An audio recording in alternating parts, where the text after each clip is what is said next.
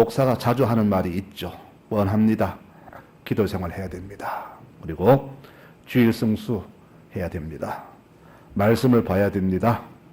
육신에 힘쓰지 말고 오직 믿음으로 살려고 애쓰세요. 이런 말들을 목사는 자주 합니다. 그런데 교인들은 그럽니다. 목사님은 늘 그 소리 해야 된다. 늘 그 소리 하는 사람으로 그냥 치부해 버리잖아요.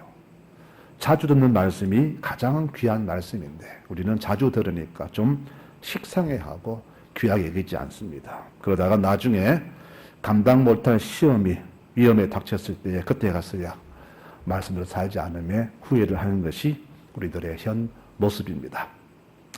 이제 여름이 점점 깊어지면서 산천이 온통 초록색으로 변했습니다. 더불어 우리 식탁에도 여러 과일과 채소들이 많이 올라옵니다. 여러분 그런데요, 채소 중에서 가장 흔한 채소가 뭔지 아십니까? 상추지요. 상추. 그런데 이 채소가 가장 흔하지만은 가장 좋은 채소라는 것을 우리가 알고 계십니까?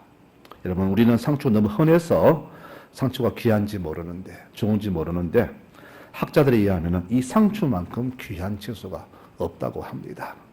이 작은 채소 속에 온갖 영양물이 다 들어있다고 말하죠. 근데 우리는 왜 귀하게 여기지 않을까요? 너무 많으니까, 흔하니까 별로 귀하게 여기지 않습니다. 그래서 이 흔한 생각들은 우리가 흔하니까 귀하지 않다. 별로 좋지 않을 것이다. 이런 생각들이 우리 삶에 들어와서 우리의 이 귀한 감사할 단어들을 많이 뺏어간 것 같습니다. 그래서 우리 삶에 감사가 많이 없어진 것 같아요. 하나님은 우리에게 정말로 필요한 것, 가장 좋은 것을 가장 흔하게 주셨습니다. 공짜로 들이시는 이 공기들, 또 우리가 흔하게 쓰는 이 물, 날마다 접하는 저 태양, 그리고 날마다 철 따라 내리는 저 빗줄기들, 이것들을 돈 내고 쓰라고 한다면 평생에 얼마나 많은 돈을 지급해야 할까요? 그런데 우리는 너무 흔하니까 귀한 줄 모르고 또 감사하게 여기지도 않으며 살고 있습니다. 지금 우리는 우리 삶에 너무 가진 것이 많고 또 너무 흔해서 고마운 줄 모르며 살아가고 있습니다. 특히 하나님의 은혜가 얼마나 크고 많은지 너무 많다 보니까 은혜의 고마움을 모르고 살아가고 있지 않습니까? 사람답다는 말은 무엇일까요? 무엇보다 고마움을 안다는 말이 아니겠습니까? 세상이 이렇게 갈수록 삭막해지는 것은 바로 내가 고마움을 몰라서, 감사함을 몰라서 그렇게 된 것으로 그렇게 봅니다. 그럴 때 우리 감사를 모르면 곧 내가 교만하다는 말이 됩니다. 하나님은 우리 인간이 고마움을 모르고 교만함을 미리 알고 계십니다. 그래서 오래전에 이스라엘 백성에게 미리 주의함을 주셨습니다. 너희가 가나안 땅에 들어가거든 하나님 잊지 않도록 주의하여라. 너희가 배부르고 좋은 집에 거주하고 재산이 정식되고 통장에 잔고가 넘쳐나고 하는 일마다 형통할 때에 네가 교만하여져서 하나님을 잊어버릴까 내가 염려가 된다. 혹시라도 네 마음에 나의 능력과 나의 재주와 내 힘으로 이 모든 것을 다 이루고 못다고 말할까 내가 걱정이 된다. 너는 하나님을 기억해라. 그분이 내게 돈 벌 능력도 주셨고 또 재물과 사업의 형통함도 번창함도 그분이 주셨다. 만일 네가 교만하여서 하나님을 잊어버리고 우상을 섬기며 교만하게 되면은 반드시 이방 민족이 멸망하듯이 너희도 멸망할 것이다라고 주께서 미리 경고를 주셨습니다. 이 경고에도 불구하고 교만한 이스라엘은 하나님을 저버리고 우상을 섬기다가 결국은 멸망을 당합니다. 그리고 2000년 이상 나라 없는 그런 서러운 삶을 살게 됐죠. 성도 여러분, 이 말씀을 꼭 기억하십시오. 하나님을 잊는다는 것은 은혜를 깨닫지 못하는 것이요 감사를 모른다는 말입니다. 이 말씀을 꼭 새기기 바랍니다. 과유불급이라고 했나요? 우리가 부족해야 귀한 것을 아는데 감사하는데 넘치면은 감사를 모릅니다. 이 백성들이 하나님을 잃은 것은 은혜가 차고 넘쳐서 은혜의 소중함을 잊었기 때문에 하나님을 저버렸고 그 결과 겪지 않아도 될 그런 고난을 자초하게 된 것입니다. 지금 우리가 사는 21세기 이 시대는 하나님 말씀이 너무나 흔한 시대입니다. 제가 어릴 때는요, 교회마다 목사님이 많이 안 계셨어요. 그래서 말씀을 듣고 싶어서 옆 교회에서, 주변 교회에서 부흥회를 하면은 매일매일 참석을 했습니다. 제 어린 나이에도 걸어서 3, 40분 걸리는 교회를 찾아가서 부흥회 참석하고 말씀을 들었던 기억이 많이 납니다. 왜 갔을까요? 말씀이 듣고 싶어서 그렇게 됐습니다. 그런데 지금은 어떻습니까? 말씀이 너무 많아서, 그 다음에 희소 가치가 없어서 말씀의 귀함을 잘 모릅니다. 인간이 얼마나 교만한지 아십니까? 말씀을 들어도요, 듣지 않았던 말씀을 듣고 싶어 하고, 또 내가 몰랐던 말씀을 자꾸 듣고 싶어 합니다. 서두에 말씀드렸듯이 내게 가장 흔한 말씀, 내가 가장 많이 듣는 말씀, 가장 많이 하는 말들이 가장 귀한 것인데 우리는 이제 그런 말씀에 식상해 합니다. 내가 못 듣던 말씀을 듣고 싶어 합니다. 그래서 말씀의 소중함을 모른 채 살아갑니다. 자주 듣는 말씀은 상추같이 흔하지만은 대신 그 말씀이 우리에게는 가장 중요한 영의 양식이 됨을 여러분들 반드시 기억하시기 바랍니다. 그래서 부모님의 자녀를 향한 그 잔소리가 가장 귀한 인생의 길라잡이가 되고, 목사의 가장 자주 선포하는 말씀이 여러분 영의 양식이 됨을 반드시 기억하시기 바랍니다. 이 말씀에 귀를 기울이고 그 말씀대로 살아가야 됩니다. 근데 우리가 이렇게 말씀에 귀를 기울이지 않고 자꾸 다른 곳에 귀를 기울이니까 그 결과 신앙의 기반이 약해집니다. 유명한 운동선수들 하루의 일상을 보니까요, 새벽에 일어나서 남들 잘 때에 아침 러닝으로 시작을 한다고 합니다. 운동장을 10바퀴 돌고 또 아령으로 자기의 근육을 키우고, 그래서 기본 체력을 기른다고 합니다. 여러분, 그들이 매일 늦게 자고 늦게 일어나서 축구할 때 발대기만 연습하는 건 결코 아닙니다. 바로 기초 체력이 약하면은 어떤 기술도 어떤 제형 나오지 못하기 때문에 남들이 다 하는 가장 기초적인 것을 중요히 여긴다고 합니다. 이처럼 우리가 우리의 신앙의 기반이 강해지려면은 가장 자주 듣는 말씀, 자주 선포되는 말씀에 귀를 기울이고 그 말씀에 내가 받아들이며 살아갈 때 신앙이 탄탄해지고, 신앙이 탄탄해질 때에 어떤 시험과 환난 닥쳐도 넘어지지 않음을 우리가 알지 않습니까? 그러므로 여러분들 상추가 흔하듯이 하나님 말씀, 자주 들리는 말씀, 자주 선포되는 말씀에 귀를 기울이고 그 말씀을 내 삶의 기반으로 삼으시는 교우들이 되시기를 바랍니다. 오늘은 맥주 감사주일로 지킵니다.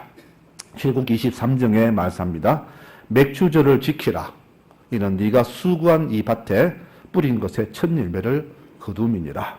신명기 16장에서는 이 날에는 여호와께서 내게 복을 주신 대로 내 힘을 헤아려 자원하여 예물을 드리고 마을 사람들과 이웃들과 더불어 축제를 열어라. 이렇게 당부를 하셨습니다. 맥주들은 이 백성이 가나안 땅 들어가기 전에 미리 주신 그런 감사의 절기입니다. 그래서 들어가기 전에 너가 들어가서 봄 소출을 거두거든 이 날을 주신 하나님께 감사하고, 너희가 거둔 봄 열매를 주신 하나님께 감사하면서 이 날을 감사라고 주신 그런 명령의 감사절입니다. 그런데 지금 우리 현대인들에게는 이 맥주절이 그리 중요하게 와닿지 않습니다. 왜냐? 우리나라는 가을 농사가 바로 1년 농사의 대부분이죠. 그래서 쌀 농사, 가을 추수를 귀히 여기고 가을 추수 감사를 귀히 여기는데 봄 농사를 귀히 여기지 않습니다. 왜? 또 봄에는 옛날처럼 밀이나 보리를 심지 않거든요.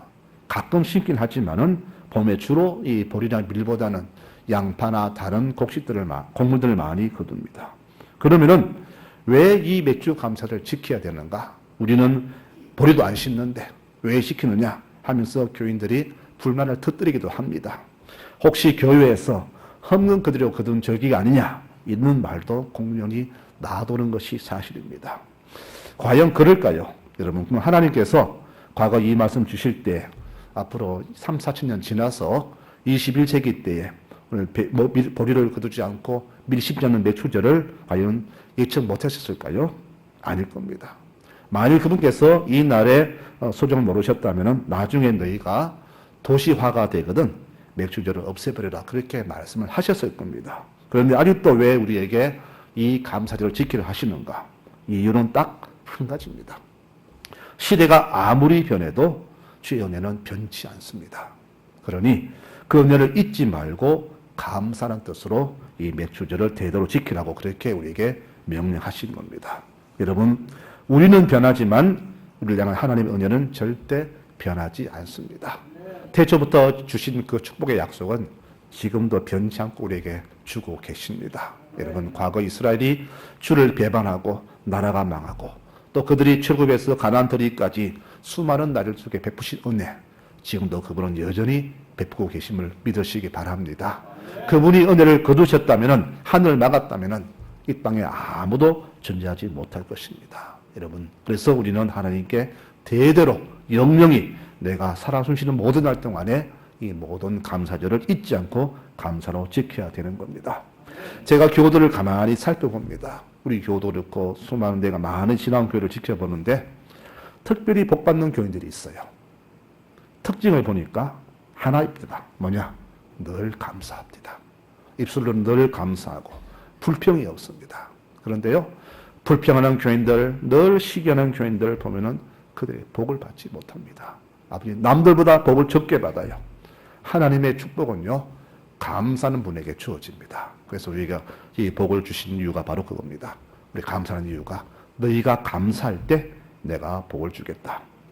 우리의 감사를 원하시는데 우리는 감사보다는 자꾸 불평, 불만을 터뜨리잖아요. 여러분, 그래서 우리에게 복을 주시려고 감사라고 이렇게 명하신 겁니다. 그러면 오늘 이 맥주를 맞이해서 우리가 어떤 감사를 드려야 할까? 간단하게 한두 가지만 말씀을 드리고자 합니다. 먼저 드릴 감사는요, 내가 받았으니 감사는 감사일 것입니다. 우리가 감사할 첫 번째 이유 있다면은 내가 너무나 많은 은혜를 받았기 때문에 그 은혜에 감사하는 감사가 될 것입니다. 교우들의 헌금하는 모습을 가만히 지켜보고 있습니다. 특히 보면은 감사헌금의 경우를 제가 자주 기도 제목을 지켜보는데요. 내가 축복과 응답을 받았기 때문에 드리는 감사가 대부분입니다. 맞죠, 여러분? 내 기도가 응답이 되고 내 막힌 삶의 문제가 풀렸을 때 얼마나 감사합니까? 당연히 감사를 드려야죠. 근데 우리의 감사가 바로 주로 이런 감사입니다. 바로 이 감사를 먼저 드려야 됩니다. 내가 받았음에도 불구하고 감사하지 않는 사람이 많이 있지요. 바로 우리가 드릴 감사는 내게 주셨기 때문에 은혜에 감사해 드리는 감사, 이 기본 감사가 가장 먼저 드려져야 됩니다. 내가 받았으니까 드리는 감사를 후불 감사라 그렇게 말을 붙이겠습니다. 그런데 아직도 감사할 일이 없음에도 불구하고 앞으로 응답하실 은혜에 미리 드리는 감사를 우리는 선불 감사라고 합니다. 저는 우리 교우들이 이런 선불 감사를 드렸으면 좋겠어요. 빌보서 4장에 말합니다. 아무것도 염려하지 말고 모든 일에 기도와 간구로 너희 구할 것을 주께 아뢰라. 그리하면 모든 지각이 뛰어난 하나님의 평강이 너희 마음과 생각을 지켜주실 것이다 라고 말씀하셨어요. 바로 선불 감사입니다.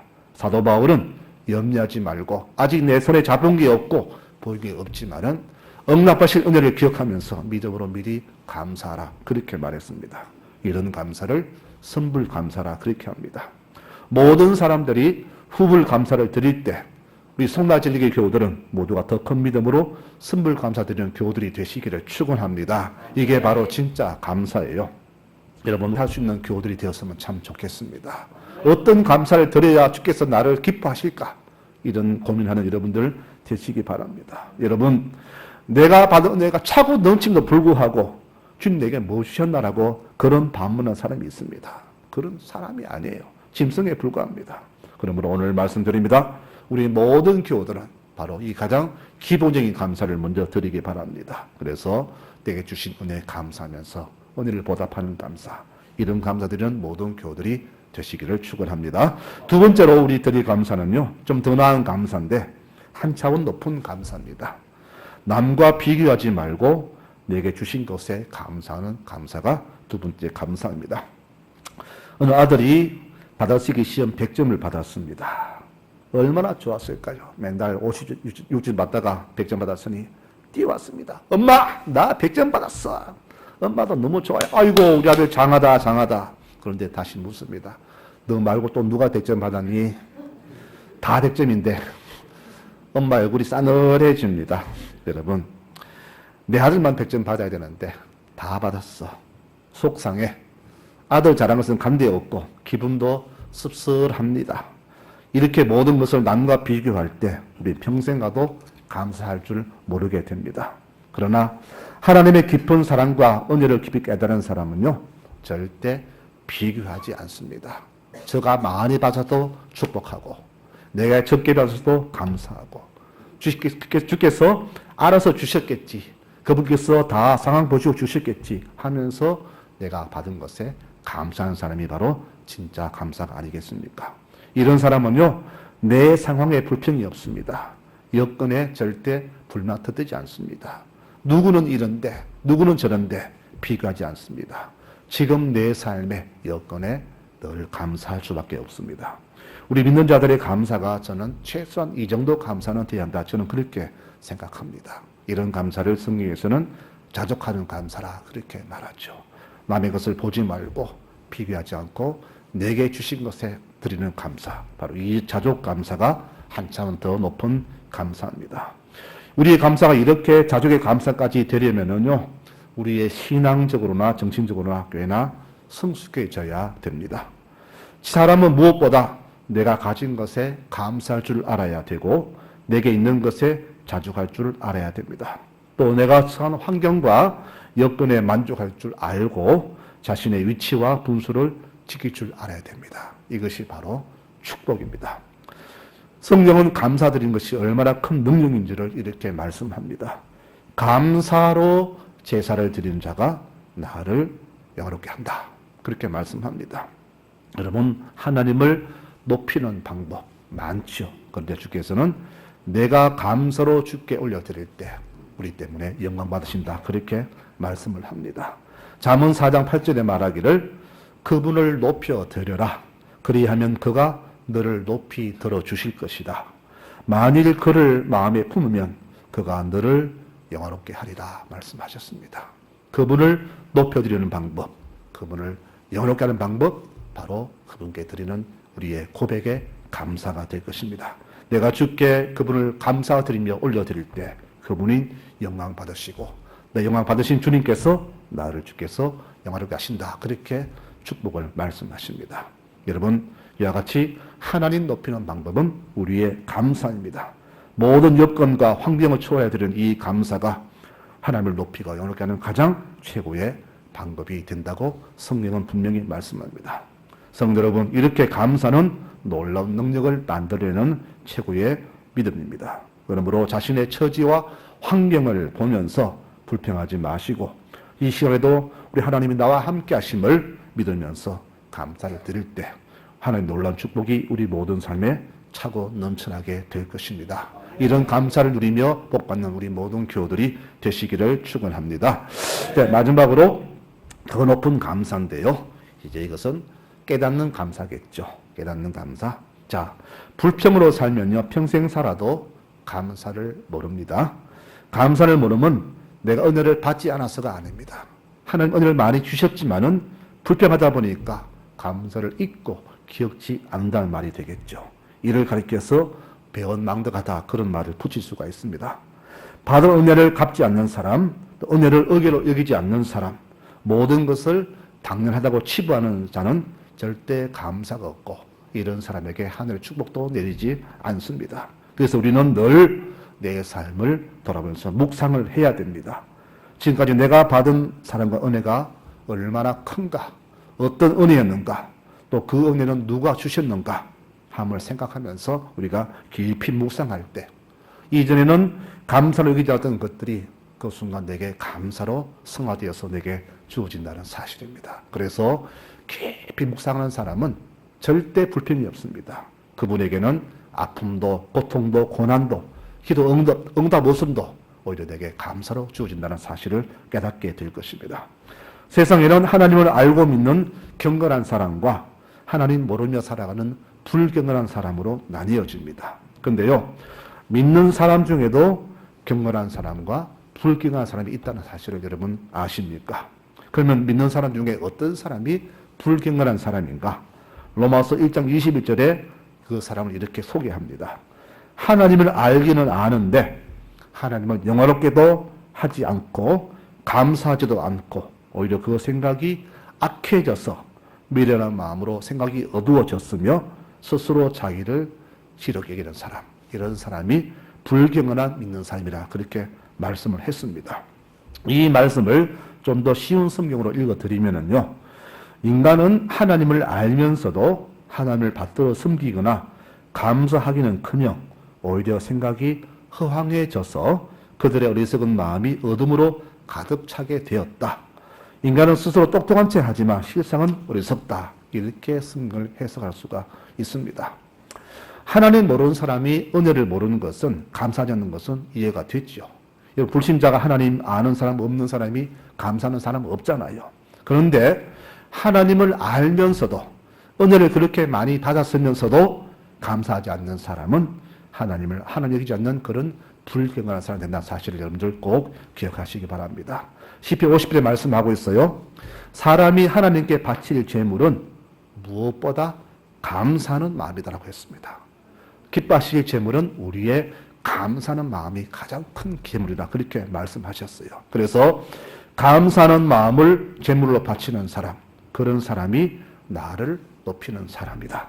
그리고 이런 사람을 내가 축복한다라고 성경은 분명히 말씀했습니다. 여러분, 성경에는요, 감사라는 단어가 500번 이상 기록되어 있습니다. 아마 가장 많은 단어가 감사일 것입니다. 왜 이런 감사라는 단어를 많이 했을까요?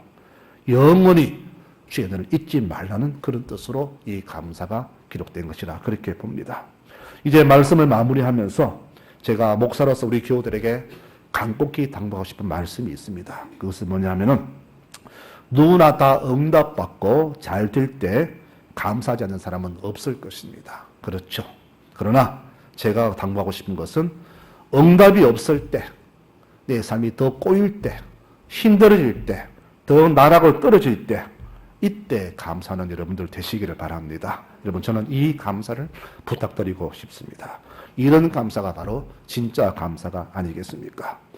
감사할 조건이 있으면 누구나 다 감사하지만 그렇지 않더라도 그럼에도 불구하고 드릴 수 있는 그런 감사, 바로 이런 감사가 진정한 감사요.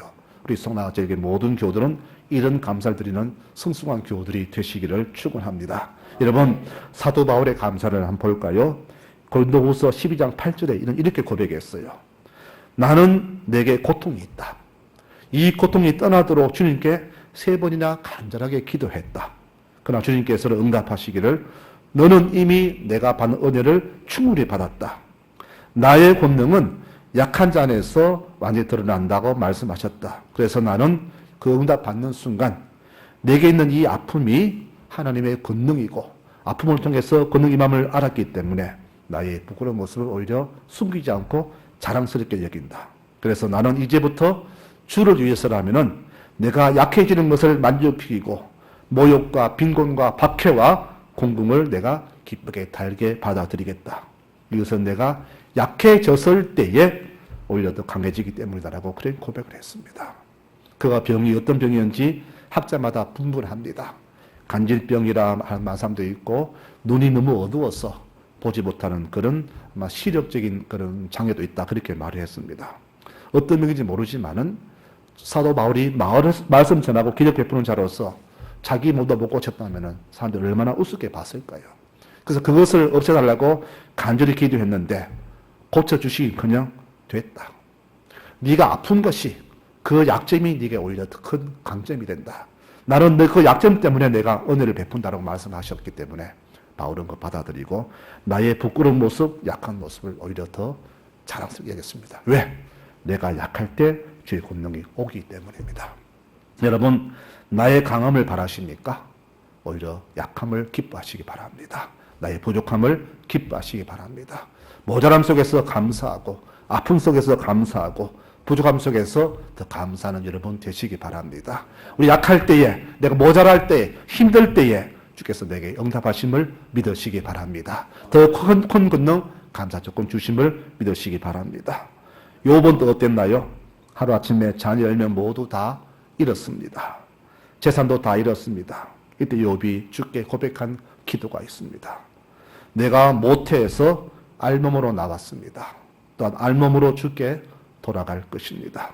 모든 것을 주신 분도 여호와시고 가져가신 분도 여호와시니 여호와 이름이 영원히 찬양을 받으소서. 주님, 여러분 많은 교우들을 봅니다. 아플 때, 힘들 때, 고난받을 때 왜 하나님이 이렇게 축복하지 않고 저주하십니까라고 항명의 교훈을 많이 보았습니다. 그런데 욥은 어땠습니까? 그런 극한 상황에서도 결코 입술로 죄를 짓지 않았습니다. 하나님 감사합니다. 주신 분 여호와시고 주인이 가져가시니 저는 할 말 없습니다. 다만 그동안 주신 것에 감사합니다라고 오히려 감사를 드렸습니다. 여러분 마음으로도 죄를 짓지 마시고 입술로 죄 짓지 마시고 삶으로 죄 짓지 마시기 바랍니다.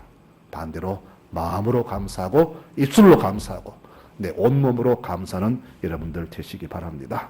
좋은 일, 복받은 일, 형통한 일은 누구나 다 감사합니다. 그러나 응답이 없고 상황은 더 꼬이고 더 나아가 최악의 상황에 처했을 때 드릴 수 있는 감사말로 진정한 감사가 아니겠습니까? 우리에게 바로 이런 감사가 넘칠 때 하나님은 우리 때문에 영광을 받으시고 기뻐하시고 거기에 대해 더 많은 복을 주심을 우리 모든 교우들 믿으시기를 축원합니다. 나 자신이 우리 모두가 앞으로 얼마나 이 땅에 더 존재할지는 아무도 모릅니다. 그러나 이제 이후의 모든 인생은 오직 감사로서 그분께 돌리며 살아가시는 교우들이 되시기를 바랍니다. 내 남은 일자가 10년이든 20년이든 하루든 상관없이 내가 살아오시는 모든 날 동안에 하나님 은혜에 감사하는 여러분들 되시기를 바랍니다. 여러분 축복의 근원은 무엇인지 아십니까? 하나님을 기쁘시게 해드릴 때 하늘로부터 내려옵니다. 그러므로 내가 복받기 위해서는 그분께 감사함을 올려드려야 됩니다. 그러나 우리 성도의 첫째 자세는 복받기 위해서가 아니라 내가 받은 은혜에 감사하고 나를 구원하심에 감사하고 나를 택하심에 감사하면서 하나님만으로 충분합니다라는 그런 마음으로 드리는 감사, 이런 감사가 올려드릴 때 하나님 우리 때문에 영광을 받으십니다. 여러분 이렇게 평생을 살면서 하나님만으로 감사하고 그분을 알매 감사하고 나를 구원하심에 감사하며 나를 택하심에 감사하면서 상황, 여건, 조건 이 모든 것에 개의치 않고 하나님만으로 기뻐하며 감사하는 송라절교의 모든 교우들이 되시기를 간절히 축원합니다. 아멘.